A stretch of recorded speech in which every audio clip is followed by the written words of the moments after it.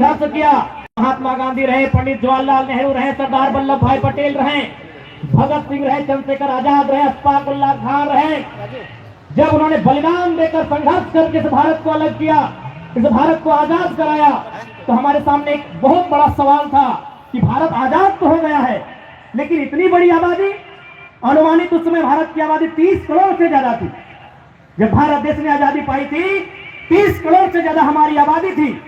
3 लाख देवी देवता हमारे, लगभग सैकड़ों मान्यताएं, सैकड़ों प्रकार के धर्म इस मिट्टी में, लगभग कई हजार बोलियां, कई हजार भाषाएं। तो उन लोगों को एक धागे में बांधा कैसे जाए?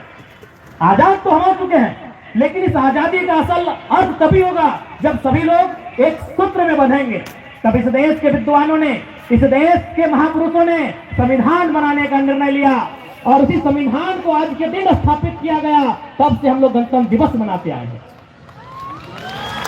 यानी अगर सरल भाषा में समझा जाए तो देश को चलाने के लिए एक नियम, देश को चलाने के लिए एक नियम, जैसे आप अभी देखिए इस लाइन में आप बैठे हैं, बहन लोग अलग पंक्ति में बैठी हैं, भाई लोग अलग पंक्ति में बैठे हैं। क्या है? नियम है। हम देखिए अभी आधे घंटे का कार्यक्रम को चला रहे हैं, एक नियम से चला रहे हैं। ऐसा नहीं है एक भाई बैठा उसके बगल में बहन बैठी, ऐसा नहीं है। बहन अलग बैठी है, भाई अलग बैठे हैं। क्या? ये नियम है। यानी हम 1 घंटा के कार्यक्रम को संचालन कर रहे हैं, हमें नियम की जरूरत है। तो 30 करोड़ की जनसंख्या का संचालन करना था, हमें नियम की जरूरत थी। उसी नियम को संविधान कहते हैं और संविधान जिस दिन लागू हुआ उसे गणतंत्र दिवस कहते हैं। अब गणतंत्र हमें मिला क्या? गणतंत्र हमें क्या मिला? तो उसके नाम में ही है। जैसे झारखंड, झारखंड, जंगल की धरती झारखंड, तो गणतंत्र में छुपा है कि गणतंत्र का मतलब क्या है? गण मतलब क्या? आप, हम, सब। गण मतलब लोग और तंत्र यानी ताकत। इससे पहले ताकत कहां होती थी? राजाओं की तलवार में। जो राजा के खिलाफ गया, मंत्री इसकी जबान काट लिया, इसका गला काट लिया जाए। ताकत कहां होती थी? तलवार में। अंग्रेजों के काल में ताकत कहां थी? अंग्रेजों की तोप में। जो उनके खिलाफ गया, इसे बांध दो, तोप से गोले से उड़ा दो। लेकिन जब भारत स्वतंत्र हुआ और गणतंत्र की स्थापना हुई तो ताकत कहां मिले? हमारी मुट्ठी में।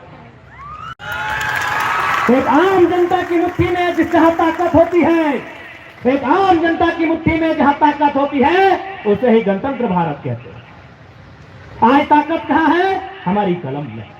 आज ताकत कहां है? हमारी संगोली की वोट में। आज ताकत कहां है? जनता के हाथ में निहित है। यही गणतंत्र का असर है।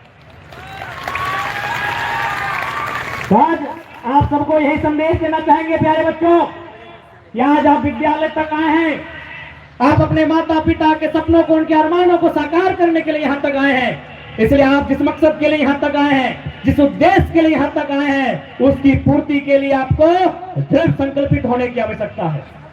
आपको संकल्प लेने की आवश्यकता है कि आप जो अपना 4-5 घंटे का समय इस विद्यालय परिवार में देंगे, तो जब आप यहाँ से जाएंगे कुछ हासिल करके, कुछ सीख के जाएंगे। मैं आपको ये कहना चाहूंगा, क्योंकि अभी देखिए आप इतनी कड़कड़ाती धूप में बैठे हैं ना, अपने आप को तपा रहे हैं, अपने आप को गला रहे हैं ना। तो जब अपने आप को तपा रहे हैं, अपने आप को गला रहे हैं, तो उसका परिणाम मिलना चाहिए कि नहीं? प्यारे बच्चों, हम एक बात, जब हम एमए के छात्र थे, हमारे प्रोफेसर कहते थे कि तुम जिस काम को करो, जिस काम में तुम 4 घंटा 5 घंटा का समय लगाओ, वहां रिजल्ट आना चाहिए। यदि इसी भीड़ में किसी बहन को लगता है कि नहीं, हमें पढ़ाई के अलावा हमें दौड़ना चाहिए, तो हम कहेंगे 4 घंटा दौड़ो, लेकिन पीटी उषा बन के निकलो। यदि किसी को खेलने का मन करता है तो खिलाड़ी बन के निकले, किसी को गाने का मन करता है तो गीतकार बन के निकले, किसी को लिखने का मन करता है तो राइटर बन के निकले। मेरे कहने का मतलब है, आप अपने जीवन का सबसे बहुमूल्य समय इस विद्यालय में 4 घंटा से 6 घंटा देते हैं, तो उसका रिजल्ट आना चाहिए।